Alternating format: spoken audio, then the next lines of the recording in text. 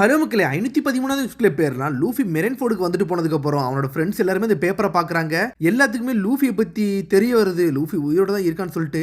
ஆனா அவன் ஏதோ ஒரு மெசேஜ் கொடுக்க வரான்னு சொல்லிட்டு அவங்களுக்கு பார்த்தோன்னே தெரிஞ்சிருச்சு. ஆனா இது இன்ன வரைக்கும் அதை நம்மள்ட்ட காட்டவே இல்லை. லூஃபி நீ இதைத்தான் சொல்ல வரியான்னு சொல்லிட்டு ஒவ்வொருத்தரும் புரிஞ்சுக்கிட்டாங்க. ரேலி சொன்னது உண்மையே போயிருச்சு. அவனோட ஃபீலிங்ஸ் அவன் ஃப்ரெண்ட்ஸுக்கு மட்டும் தான் புரியுன்னு சொல்லிட்டு இது கண்டிப்பா ரேலியோட ஐடியான்னு சொல்லிட்டு நம்ம ஜோரோவும் கண்டுபிடிச்சிட்டான். இன்ன வரைக்கும் அது என்ன ஐடியானே ஒண்ணுமே புரியல. அதுக்கப்புறம் கிராண்ட் லைன்ல ஒரு ஏரியாவை தான் கட்டுறாங்க. சபோடி ஆர்பாலஜில இருந்து நம்ம ட்ரஃபலகர் லாக் குரூவை தான் காமிச்சிட்டு இருக்கானுங்க. அவனுங்களும் சப்மரீன்ல போய்கிட்டு இருக்கானுங்க. என்னன்னு பார்த்தா லூஃபியை காப்பாத்தி கொடுத்துட்டு அவன் அங்க இருந்து வண்டி எடுத்துட்டு கிளம்பி போய்கிட்டே இருக்கான். வாங்க பாஸ் நம்ம போவோம்னு சொல்றான் அவன். டே நம்மளுக்குன்னு ஒரு நேரம் வரும், அது வரைக்கும் கொஞ்சம் பொறுங்கடா.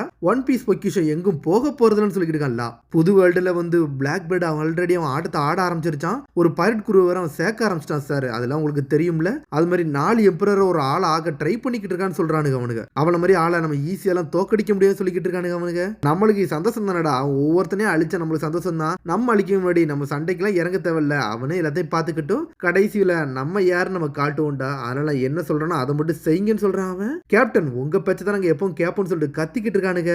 இதுல ஒரு பக்கம் பேபோவோ படுத்து தூங்கிக்கிட்டு இருக்கான். ஆனா அவன் தான் அதுல உள்ள வைஸ் கேப்டன் மாதிரி மாசா படுத்து தூங்குறான். அதுக்கப்புறம் நியூ வேர்ல்ட்ல ஒரு வின்டர் ஏரியாவை தான் காமிச்சுக்கிட்டு இருக்காங்க. அங்க எக்ஸ்ட்ரேக்க காட்டுறாங்க. அவன் குரூவை கூட்டு நடந்து போய்கிட்டு இருக்கான். இது என்ன மாதிரி இடம்னு சொல்லிட்டு போய்கிட்டே இருக்கானுங்க. ஆனா எக்ஸ்ட்ரேக் எதையும் நோக்கி இந்த இடத்துக்குள்ள போய்கிட்டு இருக்கான். பாஸ் வானத்துல இருந்து ஏதோ ஒன்று வருது பாருங்கன்னு சொல்றாங்க. பார்த்தா வானத்துல இருந்து ஏதோ ஒன்று அட்டாக் பண்ணுது. பார்த்தா அது வந்து ஐஸ் கட்டி மாதிரி இருக்கு. கொஞ்சம்னா இறந்துருப்போம் போலுக்குடா. என்னடா இதுன்னு சொல்லிட்டு ஷாக் ஆகுறானு அவனுங்க. இந்த மாதிரி இடத்துல எவன்டா வாழ போறான் அப்படின்னு சொல்லிட்டு பேசுறானு அவனுங்க. டே இந்த கடல் பக்கத்துல ஏதோ ஒன்று நடந்திருக்கு அதை பாருங்கன்னு சொல்றான் அவன். பார்த்தா அந்த இடம் ஃபுல்லாமே ஐஸாவே இருக்கு. அது என்ன மாதிரி இடம்னு ஒண்ணுமே புரியல. போய்கிட்டு இருக்கிறதுல ஏதோ ஒரு கதவு வேற ஓபன் ஆகுது. என்னடா கதவு இதுன்னு சொல்லிட்டு பாக்குறானுங்க. ஏதோ ஒரு பில்டிங் மாதிரி ஓபன் ஆகுது. நடுவுல ஏதோ ஒரு எலக்ட்ரானிக் சைட்டா இருக்கும் போலுக்கு. பார்த்தா ஒரு வில்லேஜ் தான் இருக்காங்க. இப்படி ஒரு டவுன் இருக்குன்னு நினைச்சு கூட பாக்கலன்னு சொல்றானுங்க. சடனா மேல இருந்து சுட்டு தள்ளுறாங்க. முன்னாடி வேற ஒருத்தன் வந்து நின்னுகிட்டு இருக்கான். இந்த ஐலண்ட் வந்து யாருக்குள்ள தெரியுமாடா? 4 எம்பரர்ல உள்ள கைடோ குள்ளடா. நான் செக்யூரிட்டியா இருக்குன்னு சொல்லிக்கிட்டு இருக்கான் அவன். விஷயம் சொல்லி எக்ஸ்ட்ரா கேட்டுக்கிட்டு இருக்கான். உனக்கு வான் பண்ண வேற ஒன்னும் பண்ணல, தேவையில்லாம இந்த இடத்துக்கு வராதிங்க, இங்க இருந்து போயிருங்கன்னு சொல்றான் அவன். இப்போ நான் கொண்டோம்னா எது செஞ்சாலும் கைட என்னை விட மாட்டான் அப்படிதானே சொல்ல வரேன்னு சொல்லிட்டு கேட்கறான் அவன். ஆமான்னு சொல்றான். அப்ப இதை பாருன்னு சொல்லிட்டு சடன் டைனோசர் மாதிரி மாறுதான். அதான் அவனோட டெவில் ஃப்ரூட் பவர். என்ன நடக்குனே தெரியல. சண்டை வேற லெவலா போய்கிட்டு இருக்கு. ஒரு பக்கம் அங்க முடிஞ்ச அப்புறம் இன்னொரு ஐலண்ட காட்டுறாங்க. அது நியூ வேர்ல்ட்ல இன்னொரு ஏரியா தான் காட்டுறாங்க. அது வேற யாரும் இல்ல, அது அப்பு. அதான் ஸ்கிராச் பண்ண அப்பு. கேப்டன் அப்பு நீங்க வேற லெவல் சொல்றாங்க. பார்த்தா பண்ணி எல்லாம் இருக்கு. அதெல்லாம் அடிச்சு நொறுக்கிட்டு இருக்கான். எல்லாமே வேற லெவலா வந்து நின்னுக்கிட்டு இருக்கு. கேப்டன் அப்பு கவலைப்படாதீங்க, நீங்க எங்களை காப்பாத்திடுவீங்கன்னு சொல்லிட்டு அப்புட்டே சொல்றானுங்க. டேய் நீங்க என்னடா செய்வீங்கன்னு சொல்லிட்டு பயப்படுதான். வாங்கடா ஓடிடுவோம்னு சொல்லிட்டு அப்பு ஜெட்டு மாதிரி ஓடிக்கிட்டு இருக்கான். கேப்டன் அங்க டெட் எண்ட் தான் இருக்கு, நம்மளால எதுவும் செய்ய முடியாது சொல்லிட்டு கத்திக்கிட்டு ஓடுறானுங்க. டேய் கிவ் அப் மட்டும் பண்ணிடாதீங்க வாங்கடான்னு சொல்லிட்டு ஜெட்டு மாதிரி ஓடுறானுங்க. கடலுக்குள்ள போய் குளிக்க போறானுங்க. பார்த்தா வானத்துல ஓடிக்கிட்டே இருக்கானுங்க அவனுக்கு. அதுக்குள்ள ஓடி வருது. டேய் இந்த ஐலண்ட் அப்படி என்னதான் நடக்குன்னு சொல்லிட்டு முடிக்கிறானுங்க. பார்த்தா வானத்தெல்லாம் நடந்துகிட்டு இருக்கானுங்க ஒரு பக்கம். அதுக்கப்புறம் கட் பண்ணி பிளாக் பெர்ட் குரூவை தான் காட்டுறாங்க. ஜெயான் ஜூன் உல்ஃபை தான் காட்டுறாங்க. என் காலால் நகலவே முடியல, என் கால்லாம் வந்து சோர் வளர்ந்து போய் இருக்குன்னு சொல்லிட்டு நின்றுகிட்டு இருக்கான். ஏதோ ஒரு கடலுக்குள்ள உட்காந்துருக்கான் அவன். பார்த்தா பர்னிங் ஐலண்ட் ஒரு ஐலண்ட் தான் காட்டுறாங்க. அங்கதான் வந்து பிளாக் பீரியட் இருக்கான். டே கம்ப்ளைண்ட் பண்ணாம இருடா, உனக்கு எது வேணுமோ அதை பாரு. ஆல்ரெடி கப்பலை வர உடைச்சிட்ட, அதனால கொஞ்சம் பொறுமையா சொல்றான் பிளாக் பீரியட். புது கப்பலை ரெடி பண்ணி தான் நம்ம இங்க இருந்து கிளம்பணும்னு சொல்லிட்டு ஷிரியுலாம் பேசுறான். அவனுக்கு ஏதோ புது ஐலண்ட்ல இருந்து நின்றுட்டு இருக்கானுங்க. நேவி ஷிப்பை ஏதாச்சும் நம்ம எடுத்துட்டு வந்திருக்கோம்டா மெரைன் ஃபோர்ட்ல இருந்து, நம்ம தேவையில்லாம வந்துட்டேன்னு சொல்றானுங்க அவனுங்க. நீ எதுக்குமே ஹெல்ப் பண்ணாம வந்துட்டியடா ஷிரியு, ஏன்டா இப்பெல்லாம் பண்றேன்னு சொல்லிட்டு. டே நீங்க எதுக்குமே ப்ரிப்பேர் ஆகாம வந்திருந்தீங்க, ஏன்டா இப்பெல்லாம் பண்றீங்கன்னு சொல்லிட்டு கத்திக்கிட்டு இருக்காங்க. அதுக்கப்புறம் அவளோ பிசோரோ தான் காட்டுறாங்க. டீச் நீ எதுக்கு கவலைப்படாத, இதுல இருந்து நான் கேப்டனா இருந்துக்கிட்டு சொல்றான் அவன். பார்த்தா லாஃபிட்டே பேசுறான். உன்னை கொல்லணுமா, அதனால அமைதியர்டா, நம்ம பிளாக் பெர்ட் பைரட்ஸ் அப்படின்னு சொல்றான். பார்த்தா ஒவ்வொருத்தரும் ஒவ்வொரு விஷயத்தை பத்தி பேசிக்கிட்டு இருக்காங்க. ஜாஸ்கோ ஷர்ட் வந்து எனக்கு ட்ரிங்க்ஸ் வேணும்னு சொல்றான். அவன் குடிச்சுக்கிட்டே இருக்கான் ஒரு பக்கம். எனக்கு புது ஷிப் வேணும்னு சொல்லிட்டு டிவானோவா பேசுறா.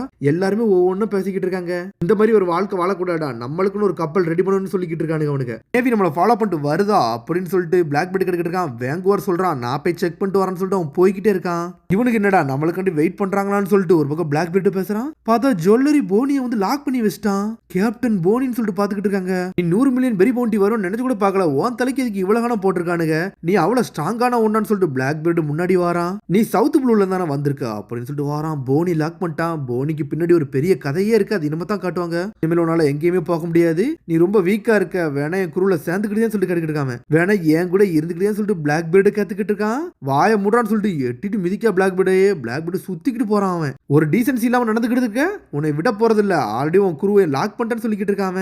உன்னை நேவி கையில கொடுக்க போறேன், இதான் என்னோட பிளான், ஒரு ஷிப்பை எடுக்க போறேன்னு சொல்லிக்கிட்டு இருக்கான்.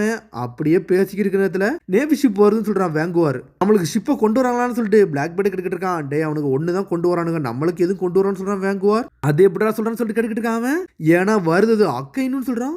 அக்கைனுவா, அவன் எதுக்குடா இங்க வரான்னு சொல்லிட்டு பயந்து ஓடுறானுங்க. அவனுங்க ஒருத்தன் தான் வாரான், இவனுக்கு 10 பேர் இருந்து பயந்து ஓடிக்கிட்டு இருக்கானுங்க. பிளாக் பேர்டை பிடிச்சிங்களான்னு சொல்லிட்டு வேற லெவலில் வந்து நின்றுக்கிட்டு இருக்கான். அவன் கவர்மெண்ட்ல இருந்து தப்ஷன் சொல்லிக்கிட்டு இருந்தாங்க, ஆனா நீ ஏன்ட்ட மாட்டிக்கிட்டேன்னு சொல்லிட்டு அக்கைனு வாரான். எல்லாம் முடிஞ்சிருச்சுன்னு சொல்றான். அவன் எல்லாம் மன்னிக்க போறதுன்னு சொல்லிட்டு போனியோ கத்திக்கிட்டு இருக்கா. அவன் எதுக்கு அங்க தேடி வந்தான்னு சொல்லிட்டு ஒண்ணுமே புரியல. அதுக்கப்புறம் என்ன பார்த்தா மரியா ஜோஸா தான் காட்டுறாங்க. அங்க யார காட்டுறாங்கன்னா டொஃப்ளமிங்கோவை காமிச்சுக்கிட்டு இருக்காங்க. மறைஞ்சு போயிட்டானான்னு சொல்லிட்டு கேட்கறான் அங்க உள்ளவன். ஆமா அப்படின்னு சொல்லிட்டு பழச யோசிச்சு பாக்குறான். இது யாரோட ஐடியாடா என்னை கொல்றது அப்படின்னு சொல்லிட்டு மொரியோ கேட்டிருந்திருப்பான். அந்த விஷயத்தை தான் காட்டுறாங்க.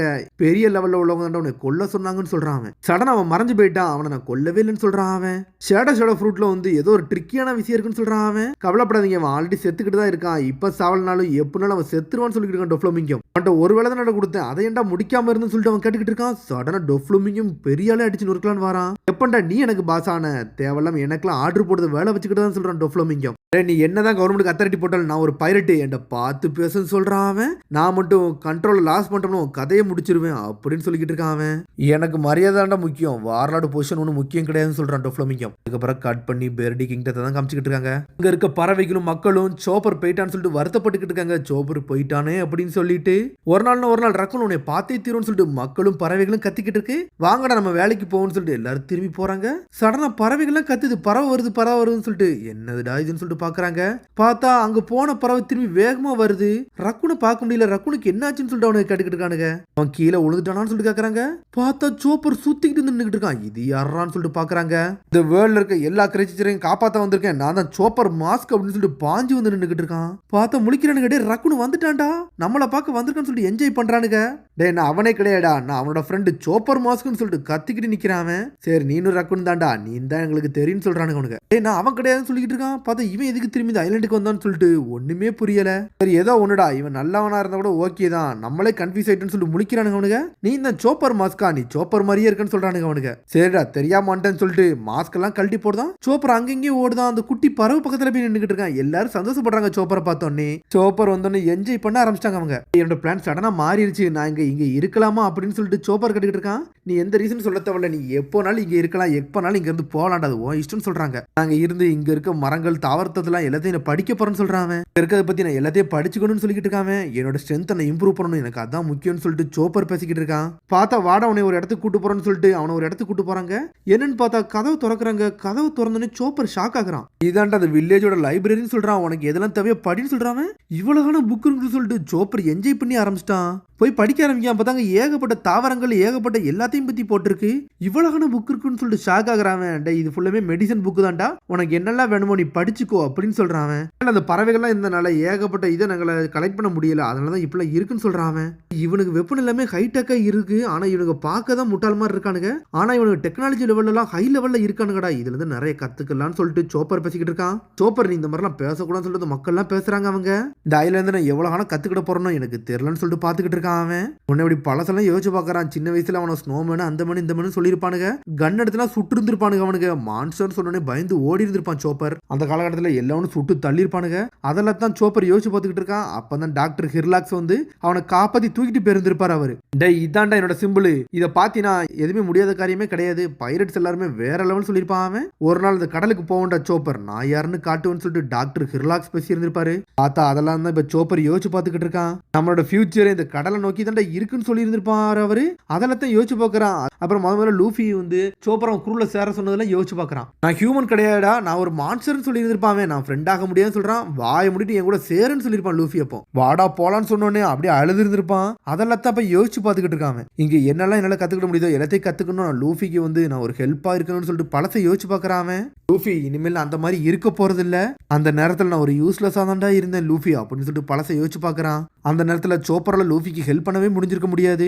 அந்த வழி எனக்கு என்னைக்கும் மறக்காதுடா லூஃபின்னு சொல்லிட்டு யோசிச்சு பாக்குறான். எப்ப நான் குரூல சந்தனும் அப்பவே எனக்கு வேற லெவலான சந்தோஷம் கிடைச்சிருச்சு. உனக்காண்டி ஹெல்ப் பண்ண நான் எந்த எல்லைக்கும் போவேன். இப்ப நான் உண்மையான மான்ஸ்டரா மாறுவேன்னு சொல்லிட்டு சோப்பரா அழுதுகிட்டு இருக்கான். சோப்பர் லூஃபி சொன்னதை யோசிச்சு பாக்குறான். லூஃபின்னு சொல்லிட்டு கத்தி அழுவுறான். நான் சத்தியம் பண்ணி சொல்றேன்டா நான் ஸ்ட்ராங் ஆவன்னு சொல்லிட்டு கத்துறான். அதோட முடியாத அடுத்த எபிசோட் சந்திப்போம். மறந்துடாம சப்ஸ்கிரைப் பண்ணி ஷேர் பண்ணி கமெண்ட் பெல் பட்டனுங்க மறந்துடுங்க. See you bye.